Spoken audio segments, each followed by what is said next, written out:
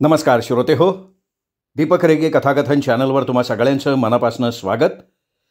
श्रोते हो, तुम्ही ऐकताय राजेश जगताप लिखित आडूसा ही कादंबरी. आज भाग दुसरा. पण तत्पूर्वी तुम्ही जर आत्ता चॅनलवर पहिल्यांदा आला असाल किंवा अजूनपर्यंत चॅनल सबस्क्राईब केलेलं नसेल तर प्लीज चॅनल सबस्क्राईब करा. चला श्रोते हो, सुरू करूयात. राजेश जगताप लिखित आडूसा भाग दुसरा. काल दुपारपासनं एका आगंतुक जादूगारानं मांडलेला जादूचा खेळ आवरता घेतला. आपल्या नेत्रदीपक करामतींनी चराचराला वेड लावून कुणालाही न सांगता आला तसा निघून गेला. त्याच्या जादूनं पारूच्या मनावर घातलेली मोहिनी मात्र अजूनही रेंगाळत होती. एकमेकांच्या मिठीत सुखावलेले दोन जीव अजूनही तसेच विसावले होते. बेधुंद होऊन भोगलेली रात्र कधी सरूच नये अशी भाबडी आशा बाळगून होते. पूर्व क्षितिजावर लाल गुलाबी छटा दिसत होती. खिडकीचा कवडसा जागा झाला. चिमण्यांची कुजबूज पारू आणि धनाजीला खिजवू लागली. भिंतीच्या कोपऱ्यावर बसून कावळा हाका मारू लागला. भूक लागल्यानं खायला मागत होता का कोण्या पाहुण्याचा सांगावा घेऊन आला होता ते त्या बापड्यालाच माहिती. गोठ्यातल्या गायी हंबरू लागल्या.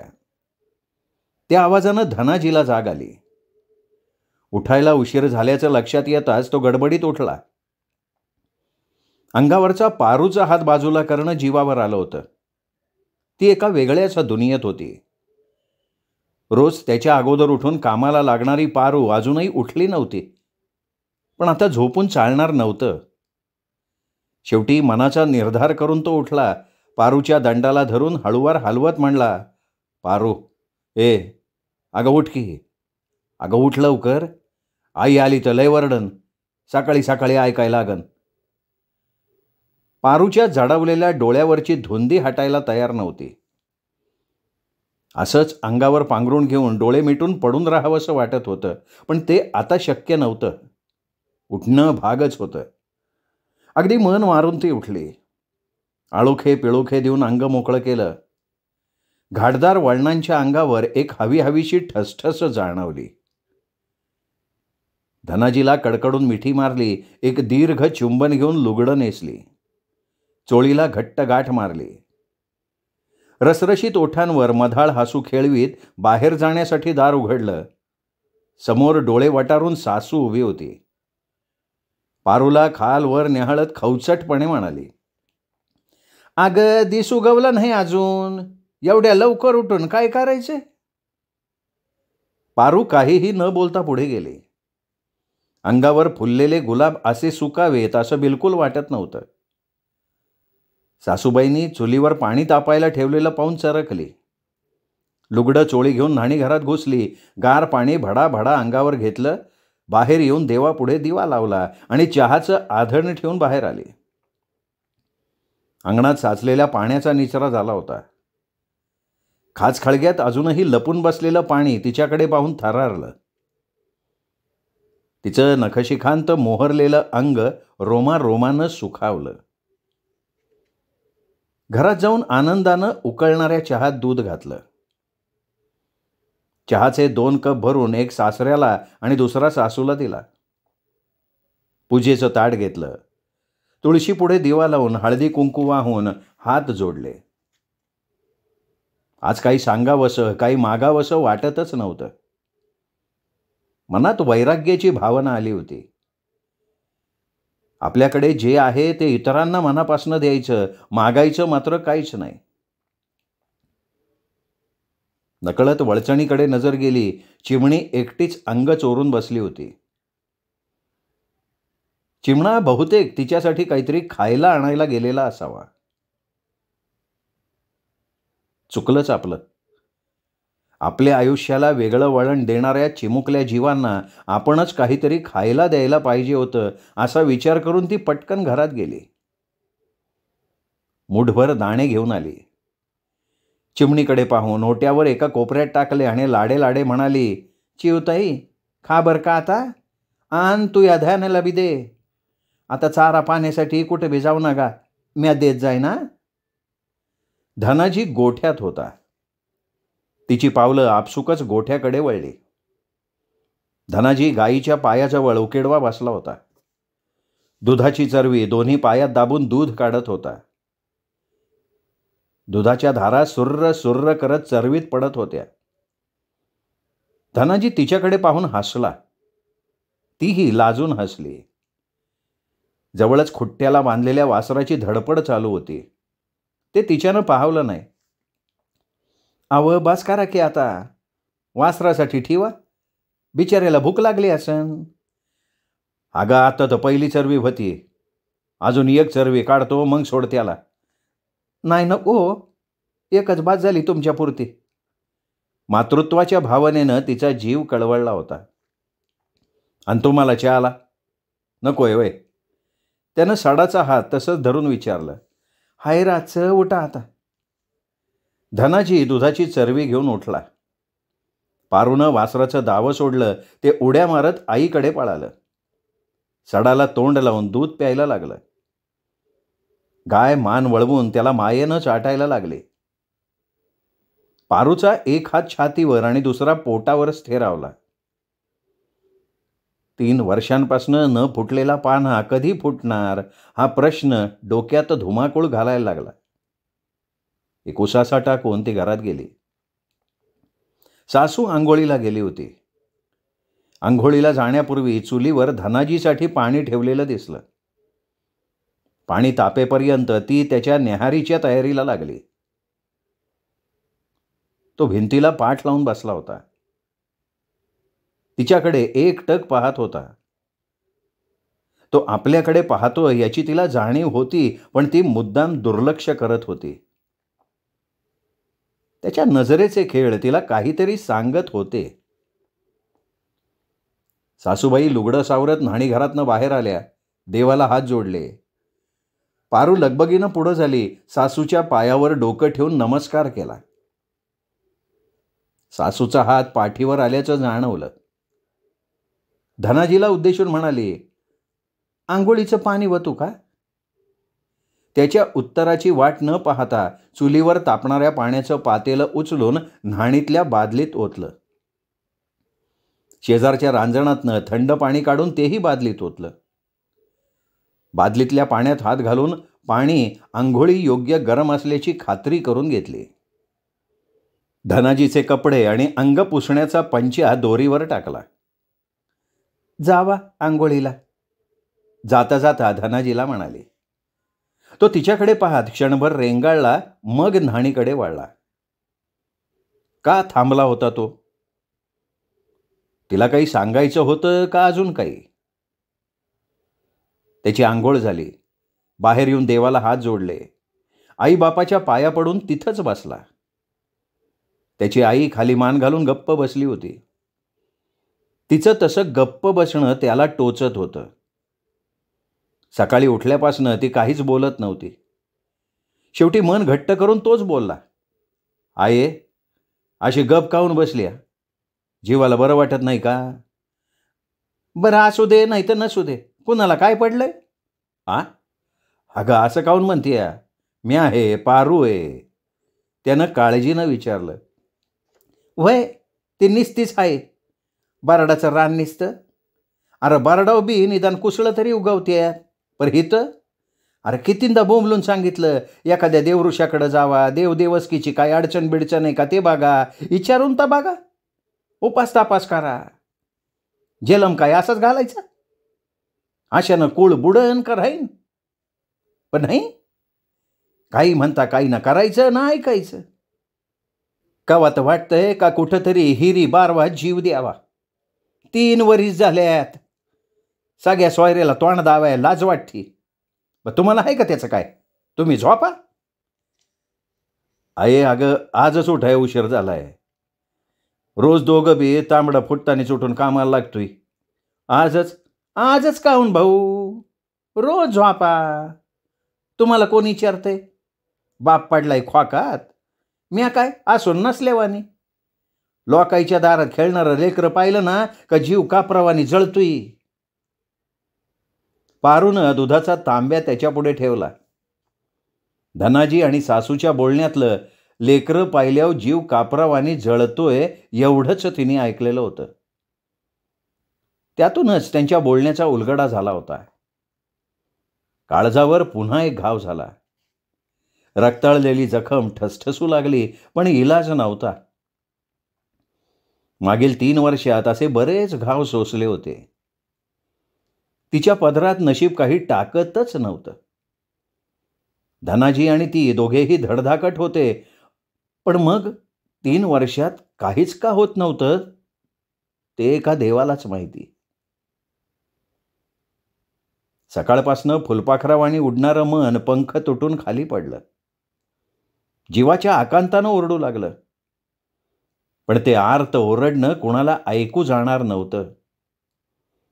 अंगावरचे गुलाब करपले, डोळ्यातलं पाणी गालांवर झिरपायला लागलं. धनाजीला घट्ट मिठी मारावी, त्याच्या कुशीत शिरून हंबरडा फोडावा असं वाटलं. लेकरू कुणाला नकोय का? आता देवपात्रात काय टाकना त्याला म्या तरी काय करणार? लोकाच्या लेकराला मांडीव घेतल्यावर काळीच कसं तुटतंय ते माझं मला ठावं. मला बी पाना फुटावा वाटते. कोरडी चोळी वल्ली होऊन अंग भिजावं मला बी वाटतंय, पण नाही होत. मग काय करू? मनावर दगड ठेवून भिजलेले डोळे पदराला पुसले. तोंडावर पाणी मारलं. धनाजीची न्याहारी घेऊन बाहेर आली आणि हसून म्हणाली, घ्या निघा आता. त्यानं न्याहारी घेतली. आईकडं पाहिलं. तिच्या तोंडावर राग आणि नाराजी स्पष्ट दिसत होती. तो काहीही न बोलता बाहेर पडला. गोठ्यातील बैल सोडून गाडी जुंपली आणि दारातूनच आईला हाक मारली. आये, येतो ग, दुपारी पारूला पाठवून दे. रोज ओट्यावर उभी राहून त्याला निरोप देणारी पारू आज बाहेर आलीच नव्हती. घरात मळब दाटल्यावानी वाटत होतं. धनाजीच्या मागे घरातली उरलेली 3 माणसं 3 कोपऱ्यात बसली होती. पारूनं गोठ्यातली घाण काढून साफसफाई केली. अर्धवट राहिलेला स्वयंपाक पूर्ण केला. पाण्याच्या 4 खेपा आणल्या. सासू ओट्यावर बसून तिरक्या नजरेनं तिच्यावर नजर ठेवून होती. 1-2 वेळा पारूलाही ते जाणवलं होतं, पण काही बोलावं तर उगाच भांडणाला आमंत्रण दिल्यासारखं होईल म्हणून ती गप्प होती. उगाच गोठ्याकडे एक चक्कर मारून आली. सासऱ्याचा खोकण्याचा आवाज आला. ती लगबगीनं तिकडे गेली. त्यांनी खुणेनंच पाणी पाहिजे असल्याचं सांगितलं. ती कोमट पाणी घेऊन आली. पेला त्यांच्या हाती दिला. तिथेच खाली बसली. उगाचच नखानं जमीन टोकरू लागली. मनातलं कोणाला काही सांगावं असं घरात धनाजीशिवाय दुसरं कोणीच नव्हतं. तसा सासरा बराच आहे, पण तोही बिचारा 5-6 महिन्यांपासून आजारी पडला होता. सगळे इलाज करून झाले, पण खोकला पाठ सोडायला तयार नव्हता. जोडीला सासूची गुडघेदुखी होतीच. म्हणून ती सासऱ्याबरोबर काहीच बोलली नाही. उठली, सासऱ्याला म्हणाली, म्या चहा घेऊन येते, तुम्ही बसा. जवळपास 5-6 महिन्यांपासून ती घरातच होती. धनाजी एकटाच मळ्याची कामं पार पाडत होता आणि आज त्यांनी तिला मळ्यात यायला सांगितलं होतं. ती विचार करत होती, खरंच का बरं बोलावलं असन? बरं बोलावलं, पण पाठवून दे म्हणून सासूला सांगितलंय. आता ती जवार जाय म्हणत नाही तवर जाता बी येणार नाही. स्वतः विचारावं म्हणलं तर उगा काय बाय बोलून पाणउतारा करायची. तिला विचारात पडलेली बघून सासऱ्याचा जीव कळवळला. पाखरावानी थुईथुई करणारी पोर आज एवढी शांत का? नक्कीच काहीतरी झालेलं असावं. त्याला पुन्हा एकदा खोकल्याची उबळ आली. ती झटकन उठली. त्याला पाणी पाजलं. हलके हलके पाठ चोळू लागली. छातीचा पिंजरा तोडून उडून जाऊ पाहणारं प्राणपाखरू स्थिरावलं. पाणावलेले डोळे पुसले. उठून बसण्यासाठी धडपडायला लागला. पारूनं त्याला हाताचा आधार देऊन उठवलं. भिंतीला पाठ टेकून बसवलं आणि दाटल्या गळ्यानं विचारलं, मामंजी, अहो खोकल्यानं लयच उचल खाल्ली. पुण्यांदा एकडाव डागदराला दावाय पाहिजे. काय नाही ग, कालच्या पावसाचा गारठ हाताराच देतोय. तुम्हाला चहा आणू का? 2 घोट घेतल्या आराम वाटन. चहा दे, थोड्या येळानं दे. पण मला सांग, तू अशी गपगप का? कोणी काय बोललंय का? आणि बोललं ना तरी आपण तिकडं ध्यान नाही द्यायचं. अगं लोकाचं काय, पायी चालू देत नाहीत आणि घोड्यावर बी बसू देत नाहीत. जेवढ्यास तेवढं ऐकायचं आणि बाकीचं गंगाला अर्पण करून टाकायचं. सासऱ्यानं मायेचं पांघरून घातलं. पारूचं मन भरून आलं, डोळ्यांच्या कडा ओलावल्या. सासूचं बोलणं सासऱ्याला सांगायचं तरी कसं? आपण सांगावं आणि त्यांनी सासूला काही बोललं तर समजा फिरून आपल्यावरच येणार. त्यापरीस गप राहिलेलं बरं. डोळ्यातलं पाणी पुसत ती म्हणाली, काय नाही व, मी विचार करत होते, किती दिवस झाल्यात घरचं दारचं समद केलं, डागदराचं बी पाय धरलं, पण तुमच्या जीवाला बरं काऊन वाटना? सासरा यावर काहीच बोलला नाही. मग ती उठली, सासऱ्याला म्हणाली, मी चहा घेऊन येते, तुम्ही बसा. चूल पेटवून चहासाठी आधण ठेवलं. मनातली खळबळ चुलीतल्या जाळावानी ढणढणत होती. पाठ फाडून धरणीनं सीतामाईला आपल्या कुशीत घेतलं होतं, तसंच पेटत्या चुलीनं आपल्याला पोटात घेतलं तर जन्माची सुटका होईल असं वाटलं. जगून तरी काय करायचंय? बाईची कूस आणि कपाळ बोडकं दिसलं तर तिला कुणी बी मानपान देत नाही. आज उंद्या करता करता 3 वर्ष झाले, पर देवाला दया कशी ती येईना झाली. विचारांच्या गर्तेत अडकलेली ती भान हरवून बसली होती. चहा उतू गेला आणि चुलीतनं चुर्र चुर्र आवाज झाल्यावर ती भानावर आली. चुलीचा चुर्र आवाज ऐकून सासू पाय आपटत आली, कमरेवर दोन्ही हात ठेवून फणकारली. बाई बाय बाय, काय म्हणाव या बायला?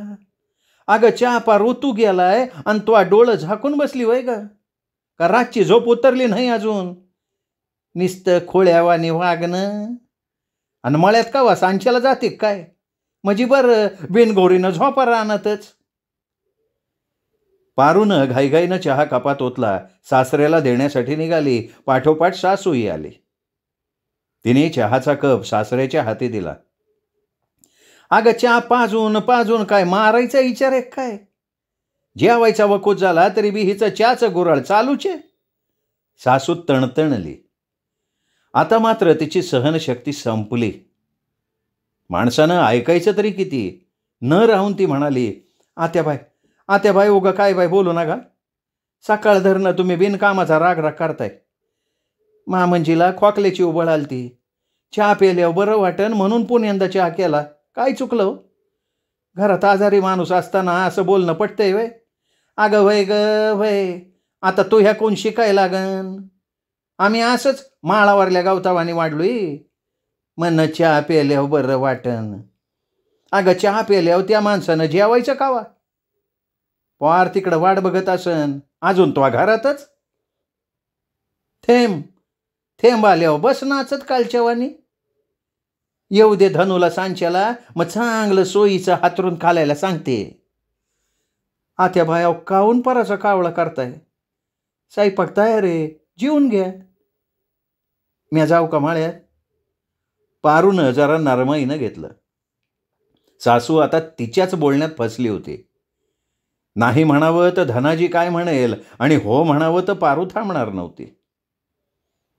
असं झालं तर तिच्या मनात अजून बोलायचं होतं, ते बोलता येणार नव्हतं. पण शेवटी नाईलाजानं तिला होकार द्यावा लागला. बरं निघ आता, अंधेच बोडायच्या आत घरी या, माझ्याच्यानं स्वयंपाक पाणी होणार नाही. काहीही न बोलता पारूनं जेवणाचा डबा घमिल्यात ठेवला. जोडीला पाण्याची चरवी घेऊन घमिलं डोक्यावर ठेवलं. गोठ्यातल्या गायी सोडल्या. कोपऱ्यातली काठी उचलून मळ्याची वाट धरली. जाता जाता मोठ्या वाड्यातली अंजी भेटली. पारू, अगं आज गाई घेऊन कुठं निघाली? अगं मळ्यात चालली. काल पाऊस झालता नवं का, म्हणून चालली. तू तर माहिराला गेलती ना, आली का वा? अगं काल दुपारच्याला आले पाय. मग 8-10 दिवस राहिले. मग मालकाची लयच याद आली. मग काय, आबाला म्हणलं मला जाऊन दे की आता. काय की माहीरला गेल्यावर सासरची याद येते आणि सासरी आल्यावर माहिराची. दोही अंगानं जीव जळतो ग. पण काय करते, जमल तसा जोड लावायचा. अंजीशी बोलता बोलता गायी बऱ्याच लांब गेल्या होत्या, म्हणून पारूला बोलणं थांबवून निघावं लागलं. तसंही कोणाशी जास्त बोलताना तिची धाकधूक व्हायची. बोलता बोलता समोरचा माणूस अख्ख्या गावाला वळसा घालून शेवटी एकच सवाल करायचं, काय मग ह्या वर्षाला तरी तोंड गोड करणार का? म्हणून ती कोणाशीही जास्त बोलणं टाळायची. काहीतरी कारण सांगून काढता पाय घ्यायची. अशा सवालाला जबाब तरी काय द्यायचा? मनात कळ उठायची. मग कुठेतरी कोपऱ्यात बसून एकटीच डोळे पुसायची. त्यातल्या त्यात मागील 6 महिन्यांपासून घराबाहेर जाणं कमी झाल्यामुळे बरं झालं होतं. पण तरीही कधीतरी पाण्याच्या वाटेवर एखादी बाई हटकून विचारायचीच, मग तेच सांगायचं, होईल का वा तरी? थोड्या मोठ्यांचा आशीर्वाद आणि देवाची कृपा झाली म्हणजे कवा ना कवा योग जुळून येईनच की. पण योग काही जुळून येत नव्हता. पटापट पाय उचलून तिनं गायी गाठल्या. मनात विचारांचं काहूर उठलं होतं. कितीही विचार करायचा नाही म्हटलं तरी अचानक अशी काहीतरी घटना घडायची की झटकून टाकलेला विचार पुन्हा भुंग्यासारखा काळीच पोखरू लागायचा. आजही तेच झालं होतं. वळवाच्या पावसात तिचं मन चिंब चिंब भिजून आनंदलं होतं. त्या आनंदात धनाजीसाठी सुग्रास जेवण बनवलं होतं. पानाचा वेढा देऊन अख्खी रात्र धुंदीत भिजली होती. नुकतंच लग्न झालेल्या नव्या नवरीप्रमाणे भोगली होती आणि सरते शेवटी तिच्या पोटावर अनुभवलेला काजव्याचा दिव्य प्रकाश एक वेगळीच अनुभूती देऊन गेला होता. खरंच कुठून आला असन त्यो काजवा, आणि ती बी माया पोटाव? का देवाचा काही सांगावा घेऊन आलता?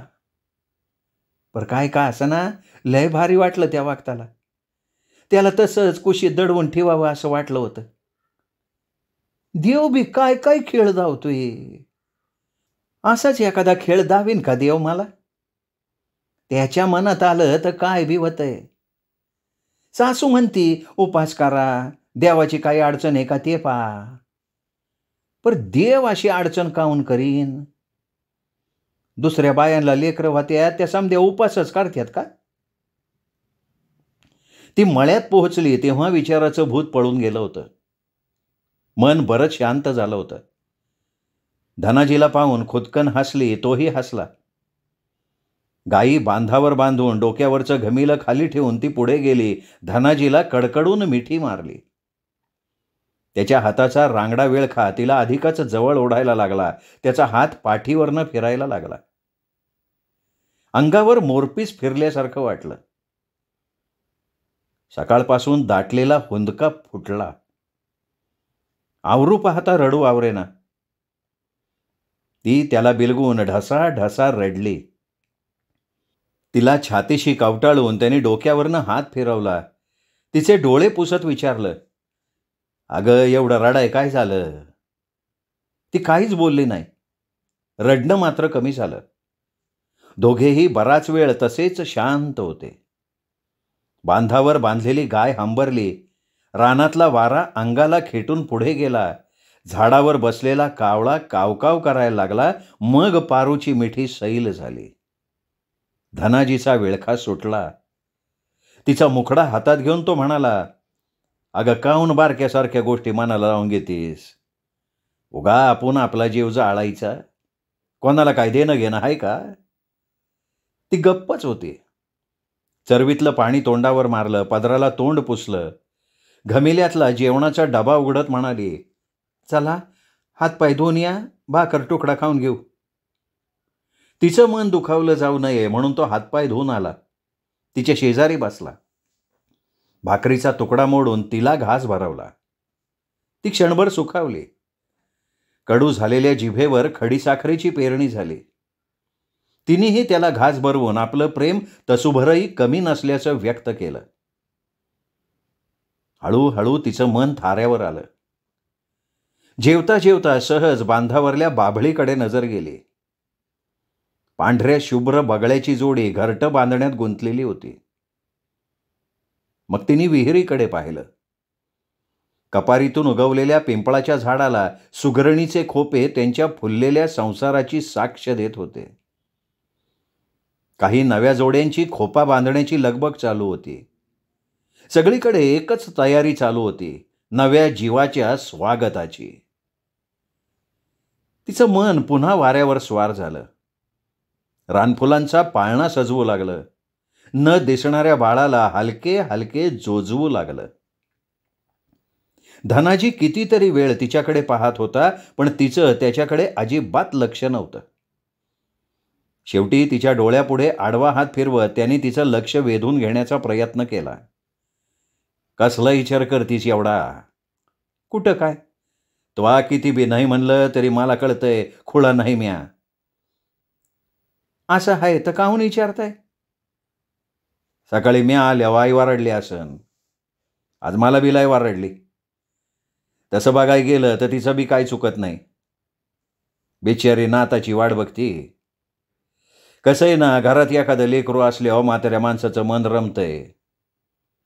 आता हे बी खरंच आहे म्हणा का कवा कवा लेकरं उशिरानं वात्यात, पण आपल्याला लयच उशीर झालाय. 3 वर्ष म्हणजे मोठा काळ उलटलाय. कवा कवा मला बी वाटतं का आई म्हणती तसं करून पाहावं. तुला काय वाटते? ती उठली. जेवणाची खरकटी भांडी घासून आणली. घमिल्या ठेवता ठेवता म्हणाली, चला काय काम आहे ते सांगा, म्हणजे पटापटा आवरून कडूसं पडायच्या आत घरी पोचता येईल. अगं ते समज खरं आहे ग, पर तो मला जबाब नाही दिला. काय जबाब देऊ? देवऋषाकडे जायचं, तो काय ना काहीतरी सांगन. नवस करा, देवाची अडचण आहे, कोंबडं कापा, बकरं कापा. अहो ते बी देवाचीच लेकरं आहेत ना. आपल्याला लेकरू व्हाया पाहिजे म्हणून मुख्य जीवाचा जीव घ्यायचा वय? मला नाही पटत ते. आणि समजा एवढं करून बी नाही झालं तर मग काय? पुढं तुमची मर्जी. अगं मला बी हे पटत नाही म्हणून तर ग बसलोय. एकडाव पाहुणं जाऊन पटलं तर करू, नाही तर राहिलं. धनाजी तिला समजावू पाहत होता, पण त्याला काहीही उत्तर न देता ती गप्प होती. तिला अजून काही बोलावं तर तिचं मन दुखावलं जाईल, म्हणून त्यानेही तो विषय तिथेच सोडून दिला. पुन्हा कधीतरी बोलून बघू असा विचार करून तो म्हणाला, बरं ते सोड, चल सापरातला राडा रोडा काढून टाकू, मग वावरात चक्कर मारून येऊ. असं म्हणून तो चालू लागला. झाडाला बांधलेल्या गायी मोकळ्या करून तीही त्याच्या मागे चालायला लागली. पावसानं घातलेला धिंगाणा स्पष्ट दिसत होता. सपरावरचं गवत आणि उसाचं पाचट उडालं होतं. बाहेरची माती उडून आत आली होती. सपरातून गळणाऱ्या पाण्यामुळे जागोजागी जमीन ओलावली होती. दोघांनी मिळून होता होईल तेवढी डागडुजी केली, मग वावराकडे निघाले. नांगरलेल्या वावरातली ढेकळं फुटून माती झाली होती. 2 गुंठ्याचं मिरच्यांचं पीक उभ्याचं आडवं झालं होतं. आधाराला लावलेल्या काठ्या पुन्हा नीट केल्या. वांग्याचं मात्र फारसं नुकसान झालं नव्हतं. पदराची वटी करून तिने मिरच्या आणि वांगे तोडून वटीत टाकले. दोडक्याचा झुकलेला मांडव सरळ केला. अधिकची खबरदारी म्हणून बांबूचे टेकू लावले. गुरांच्या चाऱ्यासाठी लावलेल्या घासाचे 2 वाफे कापले. पारूनं कवळी भरून गाडीत नेऊन टाकला. पुन्हा कवळी भरली. अशा 5-6 खेपा घातल्या. दिस मावळतीला कल्ला होता. पाखरांचे थवे खोप्याकडे परतू लागले. मावळतीची छटा काळी सावळी दिसू लागली. एक एक ढग वर येऊन पुढे सरकू लागला. अख्ख्या शिवारात निशब्द शांतता पसरली. धनाजी पारूला म्हणाला, पारू बा झाला आता, आवर्त घे, निघाय पाहिजे, पाऊस भरायला लागलाय. वय की झालंच आहे, तुम्ही गाडी जोडा, म्या गाई वळवून आणते. धनाजी बैलाकडे वळला. पारू पल्ल्याडल्या तालीतल्या गायी आणायला गेली. धनाजीने बैल गाडीला जोडले. पारू गायी घेऊन आली. गायींचा कासरा गाडीच्या मागच्या बाजूला बांधला.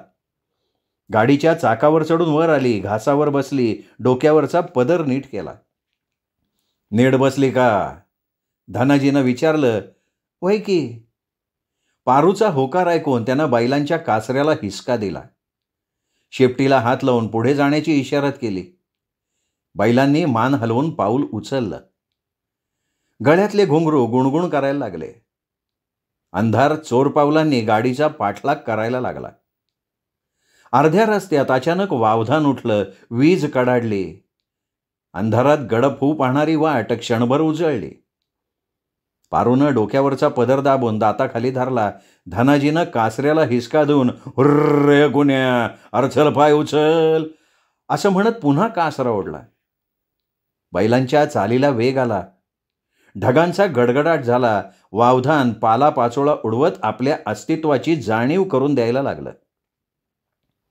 पारूच्या मनानं धसका घेतला. सासूनं सकाळी निघायच्या वेळी लवकर येण्यासाठी बजावलं होतं. पावसाची शक्यता बोलून दाखवली होती. पण नेहमीप्रमाणे नको तेच घडलं. दिवसभर लपून बसलेला पाऊस नेमका अर्ध्या वाटेत आडवा आला. गाव हाकेच्या अंतरावर आलं होतं.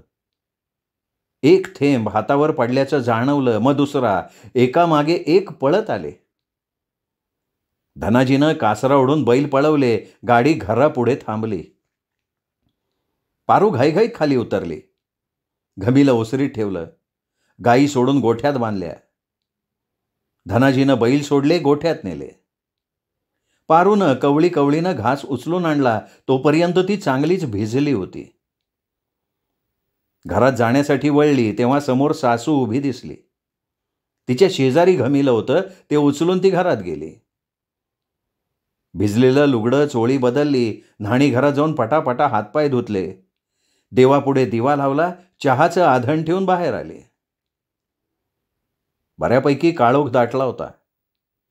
पाऊस थेंबाथेंबानं झिरपत होता. ती पुन्हा आत आली. धनाजी कपडे बदलून आई शेजारी बसला होता. ती तशीच पुढे गेली. चहाला उकळी फुटली होती. घरात एक घुसमटणारा कोंदटपणा जाणवत होता. चहाच्या उकळीप्रमाणे कोणीतरी उकळणार असं वाटू लागलं. आणि हे फक्त सासूच करू शकेल, कारण धनाजी आणि ती दिवसभर सोबतच होते. सासऱ्यानं काही बोलावं अशी परिस्थिती नाही. मग उरली फक्त सासू. सकाळी बरंच काही बोलली असली तरी तिची नाराजी दूर झाली असेल असं वाटत नव्हतं. तिने चहाचे कप भरले. 2 कप धनाजी आणि सासूच्या समोर ठेवले. 1 कप सासऱ्याला दिला. स्वतःचा कप घेऊन ती ओसरीत आली. चहाचा घोट घेता घेता बाहेरील अंधारात उजेड शोधू लागली. काल या वक्ताला म्या किती आनंदात होते. वळी वांगाव घेऊन मोरावाने नाचले. भिजल्या अंगानं अंधारल्या खोलीत लुगडं सोडलं. तटलेली चोळी काढली. अंधार असून बी सावताचं रुपडं डोळं भरून पाहिलं. जे पाहिलं ते तसंच धान्याच्या हवाली करून टाकलं. मग माझी म्या राहिलीच नव्हते. दूर कुठेतरी विजेचा कडकडाट झाला. त्या आवाजानं ती थरारली. एका अनाकलनीय भीतीनं अंगावर काटा आला तशी ती उठून आत आली. येता येता कब्बशा उचलल्या. चुलीतली लाकडं नीट करून स्वयंपाकाला लागली. धनाजी आणि सासू इतका वेळ शेजारी बसले होते, पण त्यांचं बोलणं कानावर पडलं नव्हतं. भाकरी थापता थापता मन विचारायला लागलं, खरंच का ते काय बोलत नसतील? का माहा काय सुगावा लागल्या बोलायचं थांबत्यात? पण ते कळायचं तरी कसं? मरू दे, काय आसन ते आसन, उगा जीवाला घोर लावून काय उपयोग आहे? आज कितीही प्रयत्न केला तरी तिचं मन भरकटत चाललं होतं. विचारांचं काहूर उठलं होतं. विचार तरी कसले? काहीतरी भीती दाखवणारे, काळीच पिळवटून टाकणारे. 5-6 महिन्यांच्या दीर्घ कालावधीनंतर ती मळ्यात गेली होती, पण नवलाई कशी ती जाणवलीच नव्हती. पारू, स्वयंपाक झाला असन तर ताट वाढ ग. धनाजीच्या आवाजानं तिची तंद्री तुटली. वय वत चालाय, तुम्ही घ्या हातावर पाणी. पारू लगबगीनं उठली. फळीवरची ताटं काढून धुवून घेतली. जेवणाची 2 ताटं करून बाहेर घेऊन आली. धनाजी आणि सासूच्या पुढे ठेवली. पाण्याचे 2 तांबे आणून ठेवले. पारू, कांदा आणखी, धनाजीनं फरमावलं. 2 कोवळे कांदे बघून तिने कापले, एका वाटीत टाकून चिमूटभर मीठ घातलं, चमच्यानं खालीवर करून वाटी धनाजीच्या पुढे ठेवली. अजून काही? पारूनं हळू आवाजात विचारलं. नाही, काय नको, दादाच्या जेवणाचं पाय, काय लागलं तर सांगन. पारू मागे फिरली. सासऱ्याच्या खोलीत जाऊन जेवणाचं विचारलं. त्यांनी खुणेनंच थोडं जेवण दे असं सांगितलं. ती जेवण घेऊन आली. सासऱ्याला देऊन जेवण होईपर्यंत तिथेच बसली. सासऱ्याचं जेवण झाल्यावर ताट उचलून ती बाहेर आली. धनाजी आणि सासूचंही जेवण झालं होतं. त्यांची ताटं उचलून ती गुपचूप आत गेली. स्वतःचं ताट वाढून घेतलं. खालच्या मानेनं एकटीच जेवायला लागली. घास तोंडात फिरतोय असं वाटलं. कसं बसं जेवण आटपून तिने आवराआवर केली. सासऱ्याला पिण्यासाठी पाणी गरम करून बाहेर आली. सासू डाव्या पायावर उजवा पाय ठेवून पाय लांब करून बसली होती. धनाजी मात्र तिथे नव्हता. बहुतेक दुधाच्या धारा काढायला गेलेला असावा असा विचार करून ती मागे फिरली. वाटीत तेल घेऊन गरम केलं. वाटी घेऊन बाहेर आली. सासू शेजारी बसली. आणा पाय इकडं. सासू तशीच बसून होती. तिने पारूकडं मान वळवून पाहिलं सुद्धा नव्हतं. मन भरून आलं तरीही ती पुन्हा म्हणाली, आत्या, पाय इकडं करा की, अव त्याला चोळून देते. इतक्यात धनाजी दुधाची चरवी घेऊन आला. पारूला म्हणाला, पारू हे घे. पारूनं त्याच्या हातातली चरवी घेतली. ती आत जाऊ लागली तोच सासू बोलली, चरवी ठेवून ये. धनू तू बेबस. आईची आज्ञा शिरसावंद्य मानून तो खाली बसला. आई पुढे काय बोलणार याचा विचार करायला लागला. तितक्यात पारू आली. सासू शेजारी बसून पुन्हा म्हणाली, आत्या, पाय द्या की इकडं. कपाळावर आठ्या पाडीत सासूनं तोंड वाकडं केलं. धनाजी तिथं असल्यामुळे नाईलाजानं पाय पारूकडं सरकवला. पारू हातावर तेल घेऊन पायाला चोळू लागली. सासूनं दोघांनाही थांबायला सांगितलं म्हणजे ती काहीतरी बोलणार हे निश्चित. पण काय बोलणार याचा विचार करायला लागली. धनू, हे असं अजून किती दिवस चालायचं? काय ग? हे पाय भाऊ, उगा डोळ्यावर कातडं वडून आंधळ्याचा आवा आणू नको. मी सकाळी काय म्हणलं होतं? तिरक्या नजरेनं पारूकडं पाहत धनाजीनं उत्तर देणं टाळलं. पायाला तेल चोळणारे पारूचे हात थांबता थांबता पुन्हा चालू लागले. काळजात कालवा कालव झाली. धनाजीला त्याच्या आईनं पेचात टाकलं होतं. अरे असा गप काऊन बसला? आता काय बोलायचे? जे आहे ते आहे. त्याला कोण काय करणार आहे? तो कसनुसं बोलला. कोण काय करणार म्हणजे? तुम्हाला कितींदा सांगितलं? हां, असं हातावर हात धरून किती दिवस बसणार? हातपाय हलवायला नको? इलाज करायला नको? आता इलाज काय करायचं आहे? जे जेव्हा घडायचं असेल तेव्हा घडनच की. त्यानं टाळण्याचा प्रयत्न केला. म्हणजे आम्ही असंच मारावं म्हण की.